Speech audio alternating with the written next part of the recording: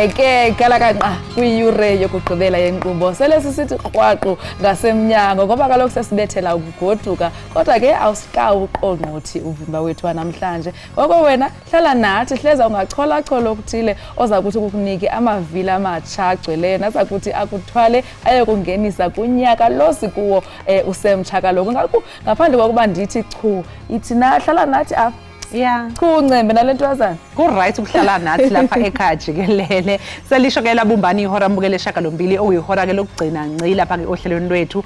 Omunye ke hayi ubekhala ngeEnglish yo baby mama ethi hayi cha iyahlekisa mangabe bexabana no baby daddy. Ubezwe wasebethi hey yazi wena Joseph awukho nje possible ngempilo yomntwana. You are always insert. Igama lohleli ekhaya jikelele elami unoxolo mwali. Umantshingo ngacosha ihlangana limhlophe qwa intokazi yale ondini ingasesishaya umthetho sesifunda zesidale. Ihora lokugcina ke imbukelile lesingena kulo ake sibheke ke ehamba phambili.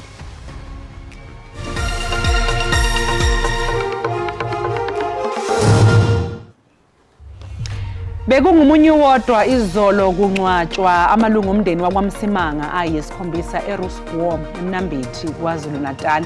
Lamalungu ashona ngesikhathi kugasela ikhukhula kuleya ndawo.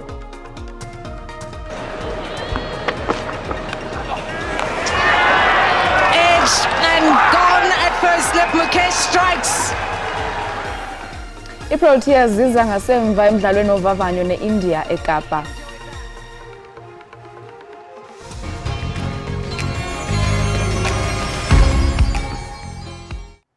Belibhalwe emehlweni usizi ebantwini abebethamela inkonzo yomngcwabo wamalungu ayisikhombisa kwaMsimanga eRusborm eMnambithi kwaZulu Natal izolo.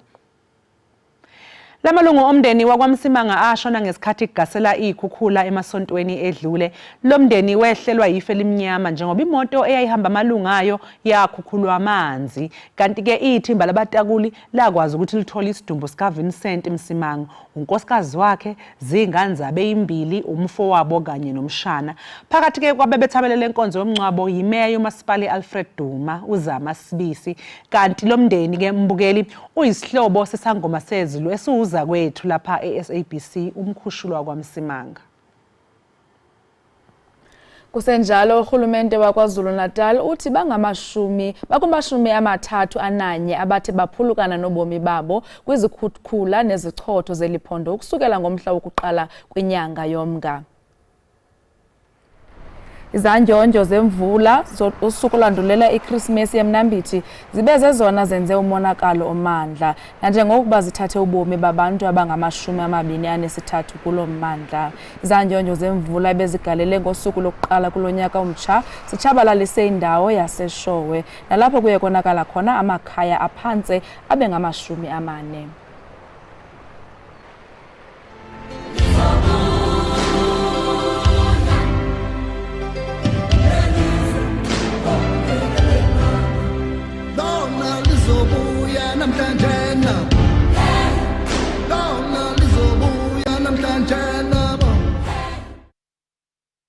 Bekungusizi nomunye enkonzweni yesikhumbuzo siyanqalabutho emkhakheni wezemidlalo yeshashalazi nawo bekozobuciko jikelele umbongeni ngema.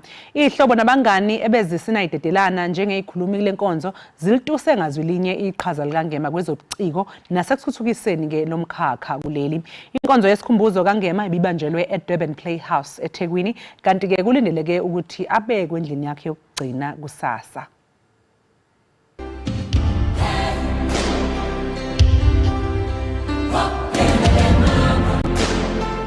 Usazozalwa umuntu oyofika izingeni likambongeni ngema uma kuza ekubhaleni nasekuqondiseni imidlalo yeshashalazi kanye nokuqamba izingoma kuleli nasemhlabeni ngobubanzi bawo. Lokho sikusho ngoba akekho nje ongalalavuke abhala umdlalo ohlabahlosile ufuze osihloko sithi Sarafina, Sabela, Woza Albert neminye. Yonke ke le midlalo ihambisana nonqambothi lomculo okuyisandla sakhe umfoka ngema.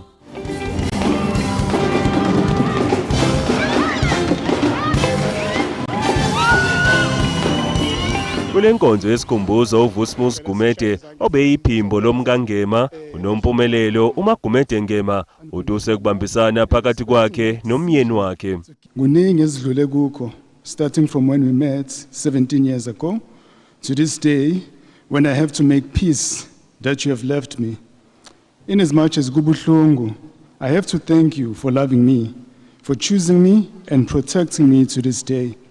You respected me, you respected the fact that I am not a famous person, and supported my decision to lead a private life.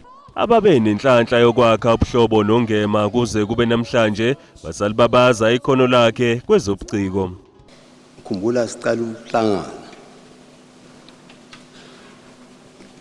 Bengicela ukubona umuntu ebhala ingoma within 30 minutes. Ingoma phelele. Ajayi Mathiba bamba kanje ngicela ungithi yenzele lento le ama chords lawo. Thatha incwadi.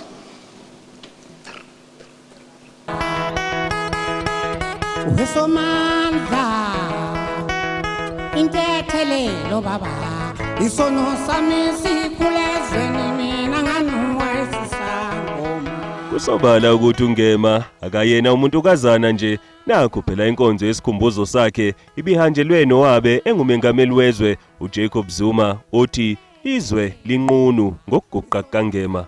Ngithe mangizwa ngathi awubengasahambi nathi amakhehla ke madoda. Ihambelana lensizwa. So sale siba yini eSouth Africa ngaphandle kwaMbongeni Ngema. Ubani osezokwazi ukuqoqa into zomlando akwazi ukwenza into yakhe ibenhle njengoba kade nibona lezi ngane zenza la. Kanti uNdunankulu waKwaZulu Natal wethembise ukuthi bazobambisana namaciko okufukula lomkhakha obukeka unganakiwe. Sifisa nje ukudlulisa ukuthi umsebenzi wokuyenza isiqiniseko sokuthi our industry but also our artists are recognized and also given an opportunity to play their role in this democracy and in this transformation. Siyokwenza ngakho konke ukuthi kuyenzeka. My name is Mbongeni Ngema. I'm an artist. I'm a creative artist. Mfoka Ngema uNgulube ziyawona uKhiss ngokuthathaza ufako odakeni indeleke ukuthi abekwe endlini yakhe yokugcina ngoLwesihlanu. Izindabeni ze-SABC ngingunqubeko Nzimande. Ukanti ke usapho lukaGqirha Mbongeni Ngema lufikelele kwisivumelwano malunga nendawo aza kungcwatyelwa kuyo okukulandela ingxelo zengxabano phakathi kwamalungu osapho ngalomba. Isithethi sosapho uNhlanhla Ngema uthi lo mbhali wemidlalo yeqonga nodumileyo uza kungcwatywa eThekwini. I think leli gama lokuqala olisebenzisile le-discomfort lingcono. Yebo khona kuye kwaba khona lokho uyazi ke makusuke kuvela izimo ezifana lezi nje kuyaye vele kuningi ukungavumelani kodwa ke into enhle ukuthi egcineni kugcina kuvunyelwene. Uma Dlokovu uzobekwa indawo yakhe yokugcina izoba khona la eThekwini eHeroes Acre eRed Hill. So umndeni uvumelene ngalokho and right bonke all the parties that had little disagreements right. Nomungangidlisa sekuyafana hambi yona ndumuthi letha kimintando ngigaxe ijazi tala ngidle semina vele ngingowakho Umengameli wase-Iran ukhomba ngenjumbane lakwa-Israyeli kulandela ukuqhuma kwamabhomu abulale abantu abacela ekhulwini abebethamele inkonzo yesikhumbuzo somunye wabakhuzi bamasosha kuleli yazwe. Ungqongqoshe wezempilo e-Iran wazise umphakathi kuleli yazwe ukuthi isibalo sabashonile kulomshophi sibalelwa ema-95 phezu kwalokho bangama-211 abalimele kulesehlakalo. Emlandweni kuyaqala ngqa-ke ukuthi kubulawa abantu abaningi ngalendlela kuleli yazwe okwande kakhulu kulo-ke abantu abakholelwa enkolweni ye-Islam. Kanti mawethu phambi koba sithi qhu evenkileni masike sijonge uba simi njani isimo sezulu sanamhlanje.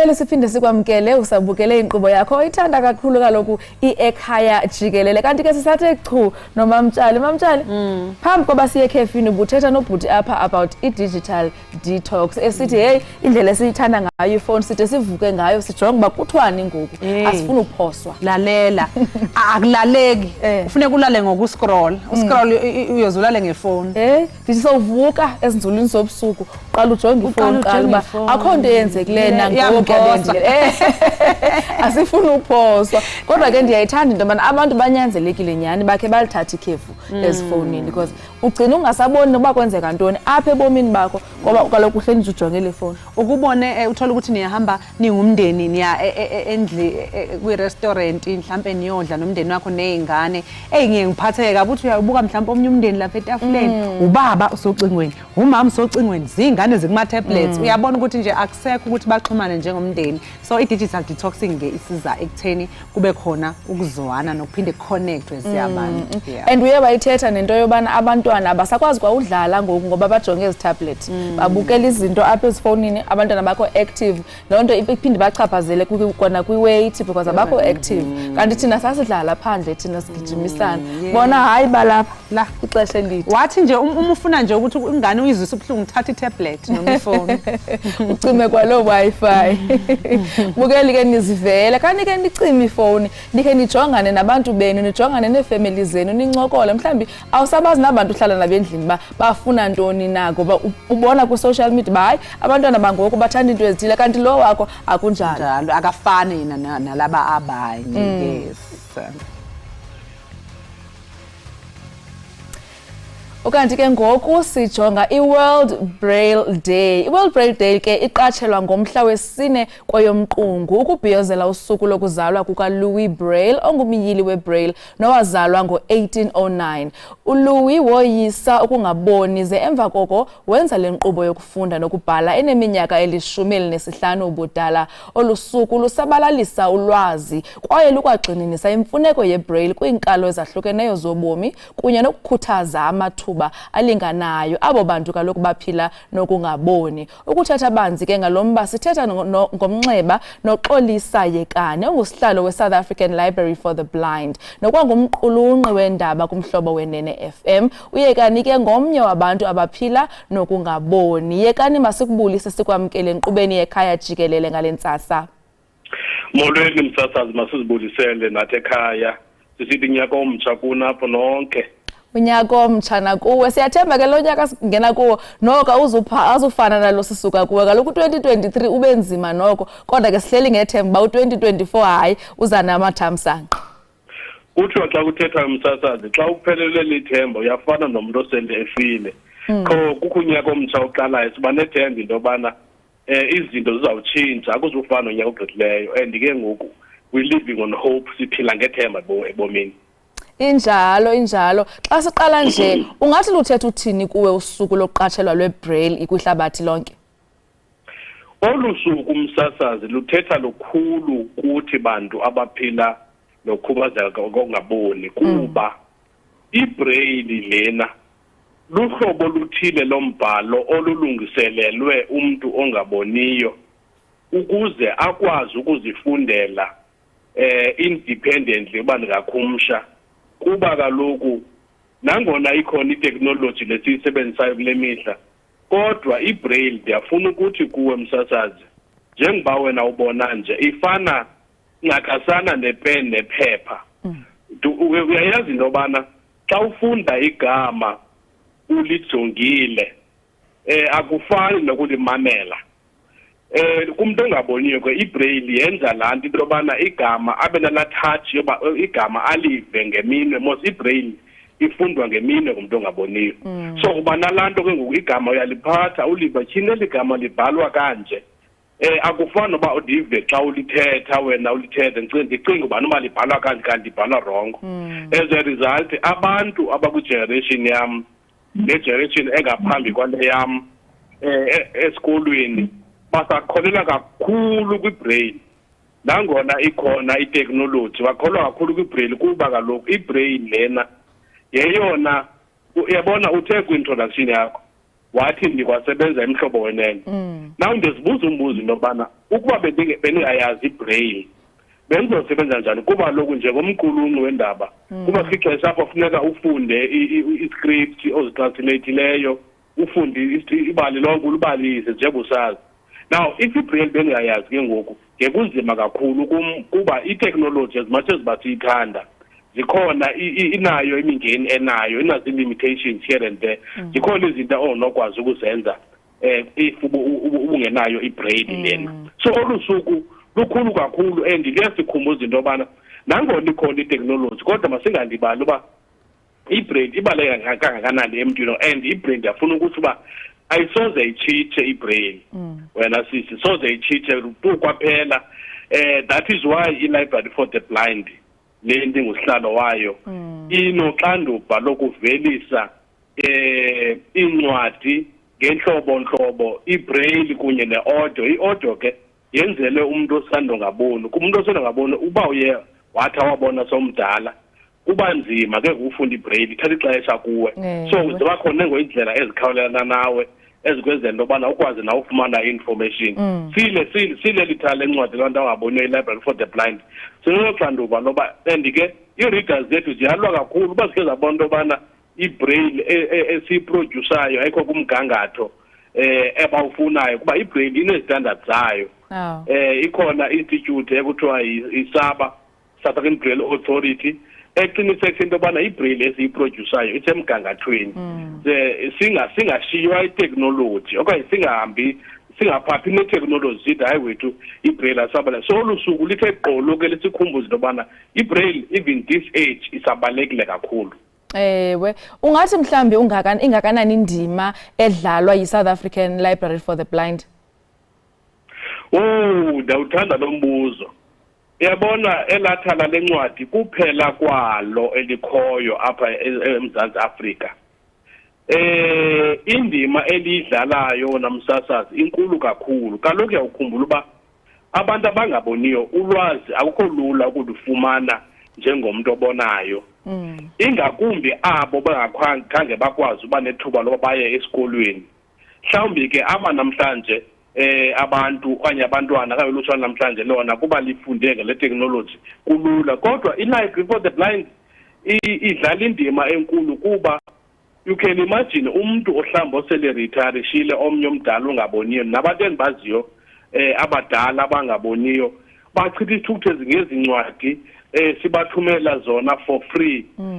Bafumana ulwazi sinazo apha neemagazini sinazo nee-newspapers esiye sizibraille ezinye siziconvert to i-audio so that nabo bakwazi ungathi xa kuncokolwa ngabantu kuloo ndawo kuyo uqomba wena ulost awuyazi noba ungakhomenti uthini kuba kaloku khange ube nathuba lofumana olu lwazi wena. So i-life for the blind it changes ubomi babantu abangaboniyo ngokuba informa ngokubaxhobisa ngolwazi ngandlela zonke ezikolweni even ezikolo zethu zabantu abangaboniyo. Phaya sine-libraries phaya esifuna uzivuselela abantwana baqala kwasesezantsi ukukhuthaza la moya wokufunda kuba khona ibaleze ukufunda msasazi.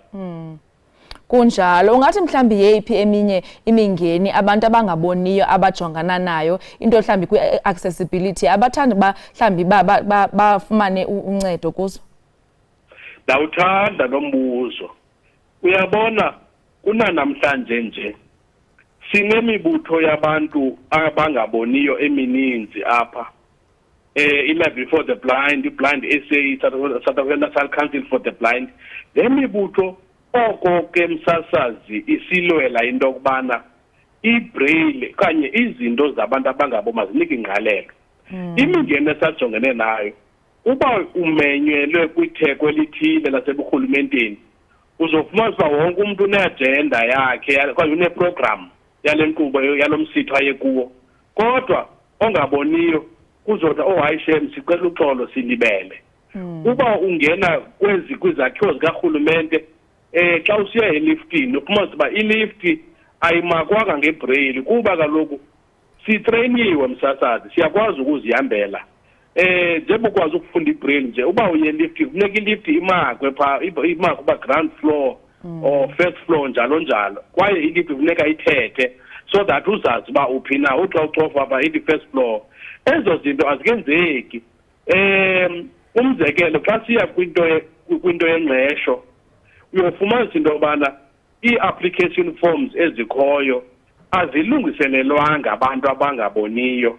Kufuneke ngondicele wena mhlawumbi nawe wenza ii-mistakes zakho andizukuyibona le mistake yenzileyo ndihenda i-application yam inganikwa ngqalele ukuthi hayi akazenzanga izinto.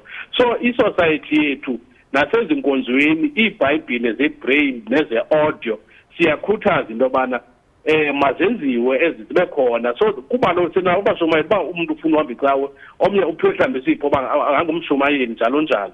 And la maziko ndiwabizileko i-Life for the Blind no-Blind Insane no-National Council for the Blind bayancedisa kakhulu ukwazi into yobana le material ikwazi ukonverteka ibe kule format siyifunayo umuntu ongaboni azokwazi ukuyisebenzisa. Khona kona hayi sisasokola kakhulu. Ungathi mhlambi yeyiphi indima ke uluntu luphelele lungayidlala ukuqinisekisa uba abo bangayiboniyo bayafikelela kwinto yonke?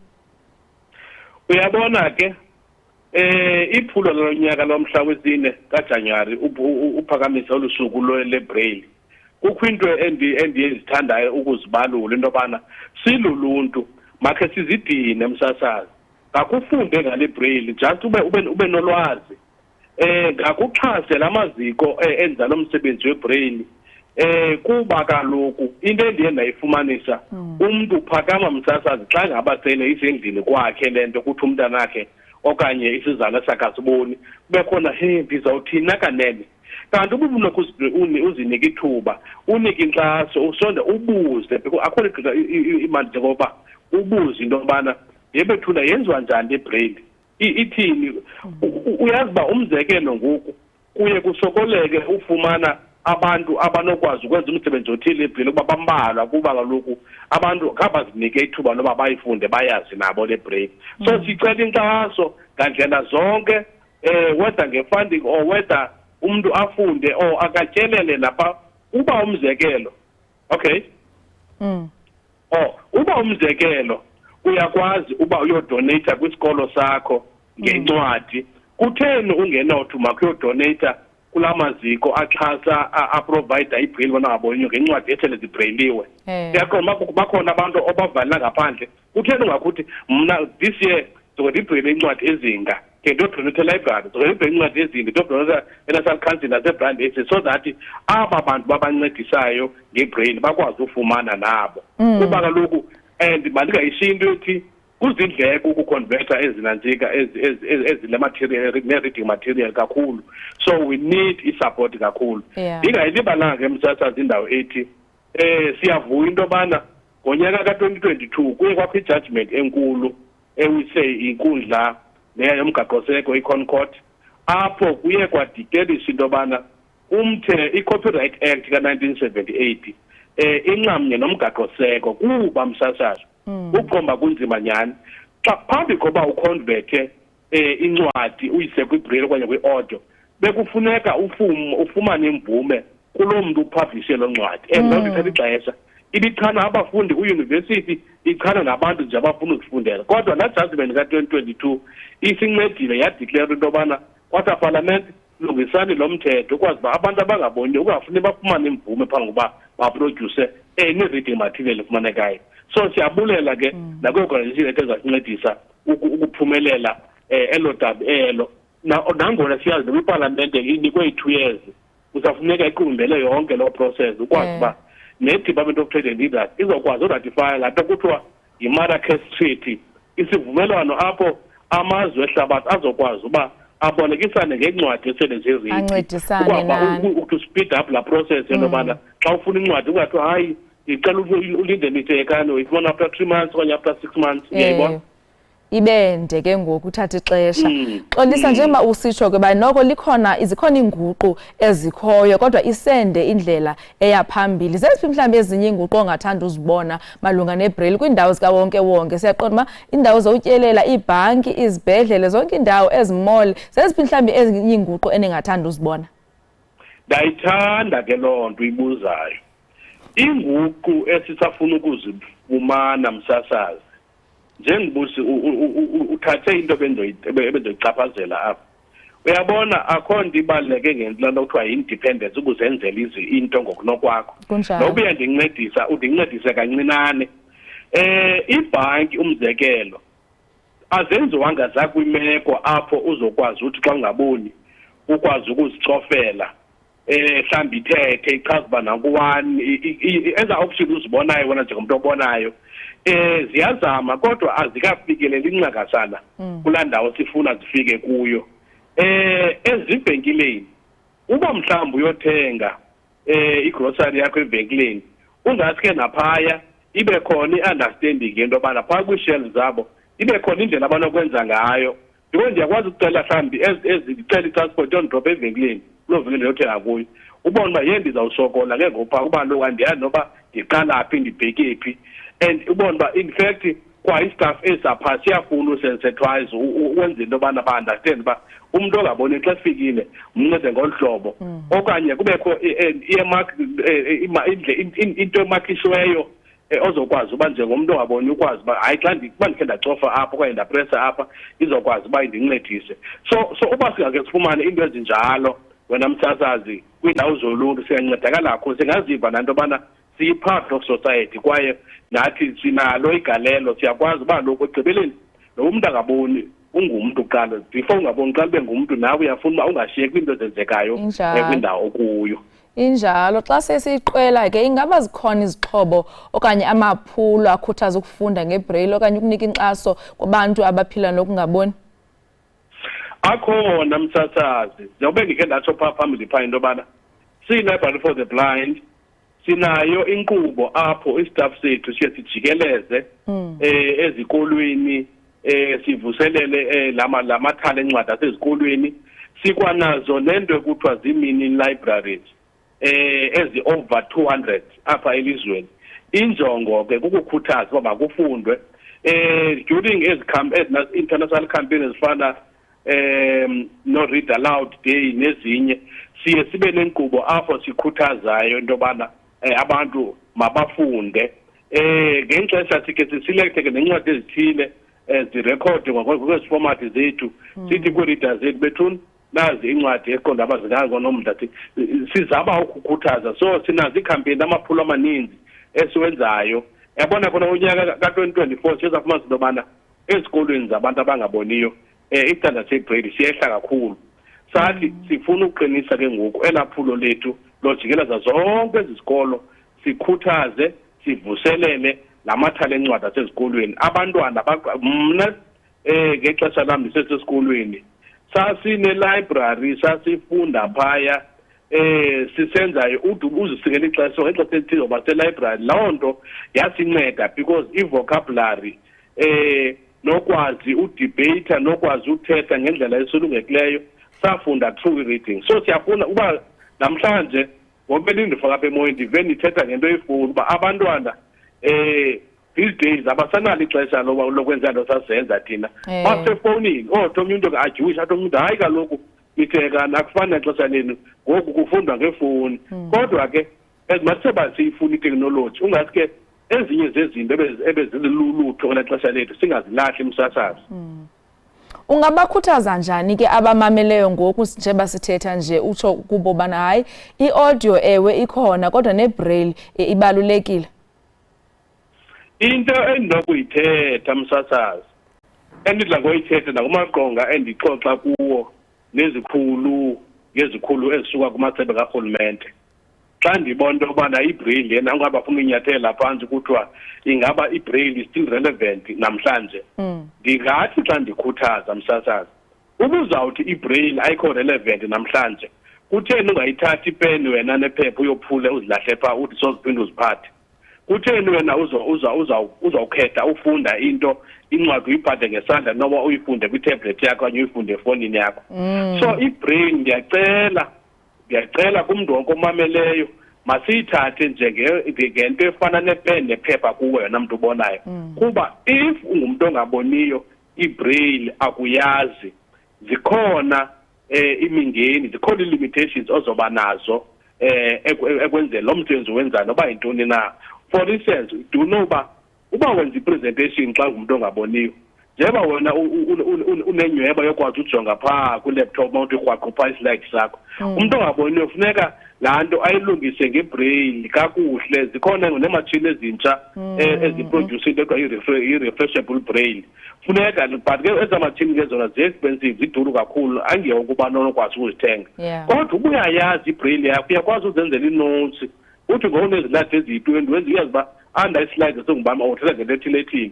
So ibraille ndiyacela abantu bangayijongeli phansi, bayazi into yobana isisixhobo somntu and ubujonga imbali kaloku ibraille indlela awayiveza ngayo le braille lena uyabona ngumsebenzi omkhulu awenzayo lo ibraille ba ezama ukwenza uba abantu abangaboni babe independent bakwazi ukuzifundela ngokunokwabo.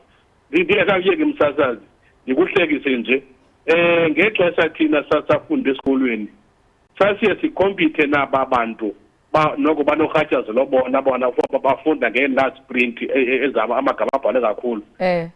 Kuthiwe esikolweni mhlawumbi ngo-9 or 9:30 ebusuku izibane ziyacinywa kuyalalwa.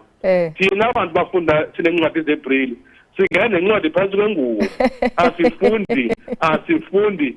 Uzothi kusasa xa kubhala loo text sikhompithe sibona ngubani bapasile kakhulu ingapha kwebraille kuba kaloku ibraille noba kungamnyama noba kunjani uyiphatha ngezandla. Ndizama ukuthi ibraille msasa ndiyakhuthaza abantu bangayijongeli phansi, even nootishala kwizikolo zethu mabangonqeni ukuyifunda ibraille, mabayifunde, mabangathi iteknoloji ngathi benzela lula bafuna i-shortcut kuba babulala abantwana abangaboniyo ngolo hlobo. I-spelling sabo sobaphuwa kuba loku umntu akaliboni la gama libhale njani ulivala ithetho. Injalo. Xolisa, masibulele kakhulu ngexesha lakho kwaye sikunqenelela impumelelo kulo nyaka ka-2024 phaa kaloku kwi-South African Library for the Blind. Enkosi kakhulu benosuku olumnandi. Nkosi msasa siyabulela ngethuba noba nimane nivusele nithula kwizazela zabantu bazazi ezinto. Enkosi. Lowo ke mbukeli binguxolisa Yekani nongusihlalo we-South African Library for the Blind nobesichazela banzi ngebraille nanjengoko namhlanje kaloku iyi-World Braille Day. Mbukeli masithi qwi evenkileni siyabuya ngagungqe sesizayiqongqotha.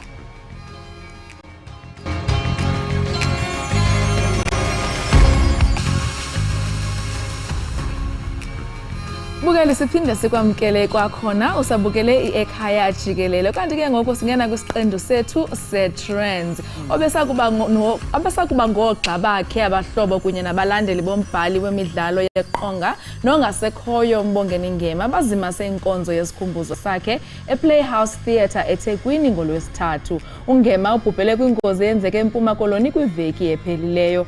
Phakathi kwabo babhiyezela ubomi bukaNgema ngabadlali bokuqala beSarafina, umboniso bhanya-bhanya womculo owawuthetha ngabafundi babebandakanyeka kuqhankqalazo lukaJuni ka-1976 eSoweto ngokuchasene nocalucalulo. Hayi impela lolu daba lundaba mlonyeni njengoba phela nalapha ku-x.com sekuze kwaba ne-hashtag ethi #Mbongeni Ngema.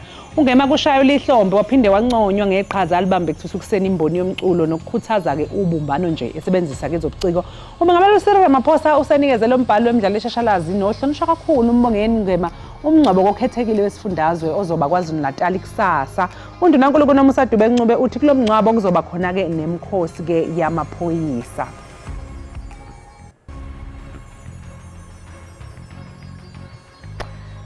Masijonge bathini ababhali phaa ku-X. uXoli Zondo uthi a beautiful memorial service. Farewell Mbongeni Ngema, welcome Dover, Tambo leKentucky.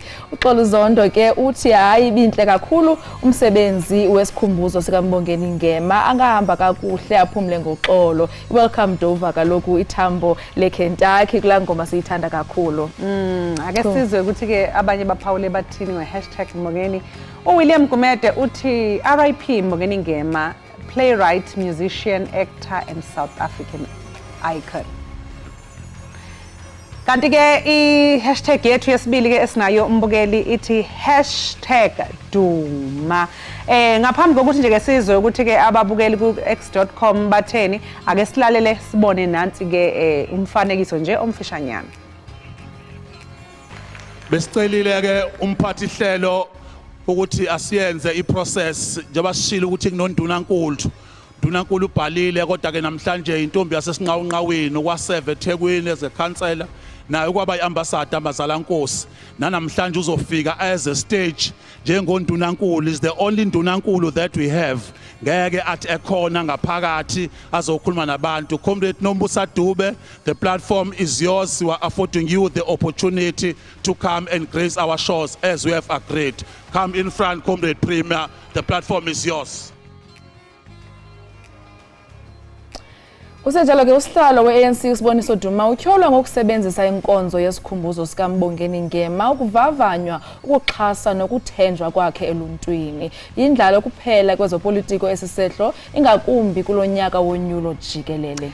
Phela ke mbukeli uDuma usihlalo we-ANC lapha esifundazweni kwaZulu-Natal uke wabonakala ke kuyo inkonzo yesikhumbuzo kaMbongeni Ngema engambingeleli lowo ke owabe umengameli wezwe uJacob Zuma kuyo lenkonzo. Phezu kwalokho ke uDuma uphinde wabonakala ke ephoqa undunankulu esifundazweni uNomsadube Ncube ukuba azokwethula inkulumo nakuba undunankulu bekhombisa ukuthi akayimisela ukukhuluma. Umbonile ke lapha mbukeli nawe Nadia eqha izandla ukuthi no ngoba phela yebo ubengekho ohlelweni lokuthi ke akhulume ke. Ake sizwe ukuthi ke baphawule bathini abantu ku-x.com ngoba bahlezi benokuphawula.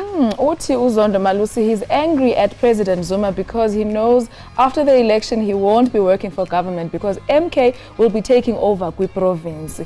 Ayike uMalusi yena uthi imbangela yobana abe nomsindo ngaku President Jacob Zuma indoba uyayazi ba emveni kwenyulo oluzayo uzawususwa esihlalweni. Sizwe ke abanye ukuthi baphawule bathini. uZion uthi Duma is a true revolutionary. I always see great leadership in him.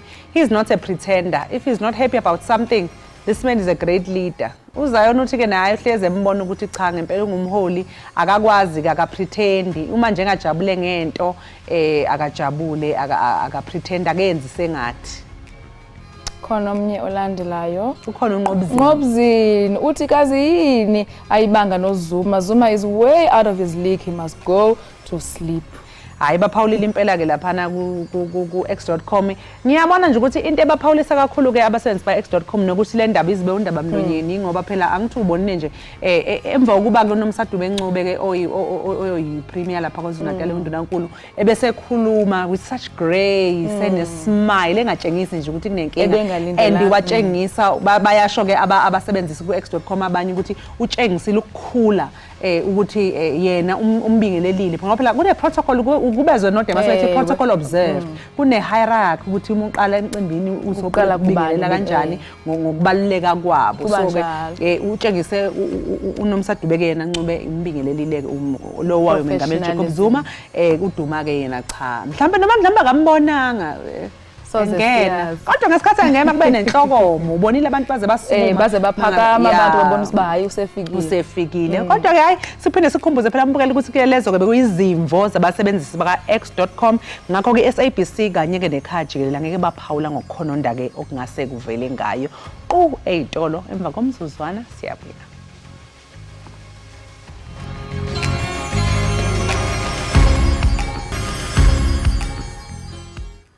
Siphinde sikwamukele ke mbukeli lapha ekhaya jikelele. Sibonge kakhulu ke ngokuthi ke uhlanganyele kanye nathi lapha ekhaya jikelele. Khumbula mbukeli ukuthi sikhona lapha ku SABC Plus uzokwazi ukuthi usibone noma ngabe ukuphi. Hayi ukuthi nje usuphoqelekile ukuthi usibuke kuphela umusendlini lapha kubabona kude. Thatha nangu makhalekhukhwini uthi download SABC Plus ukuze uzoba seyintweni uhleze wazi ukuthi ke kwenzakalani ngaso sonke isikhathi. Izindiwo iziphumo zemviwo zeMatrix ziyaphuma kule week zayo. Nkosi yami siyayazi ba amaxhala aphezulu kanti ke siyathanda ukukhuthaza abantwana ba hayi ayikokuphela oko uba wenzanga kakuhle ayikokuphela ungaphinda uzame kaloku iminyaka iyethi chunje akukuphela kwethemba.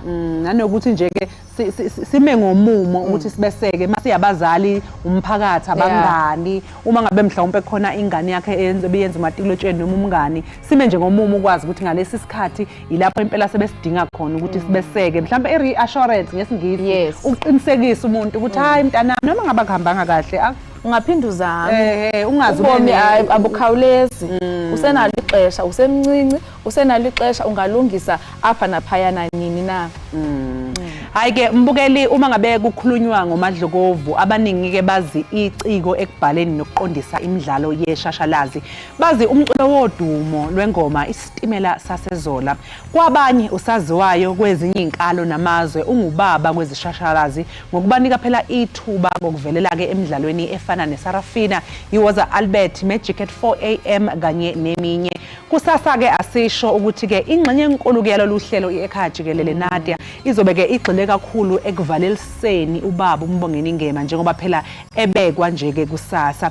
Likhulu iqhaza olubambile Ntusi yenkomo lala kuphumule mbuze emhlophe etheqwa. Phephisani ke nina basengweni. Mbukeli nisale kahle.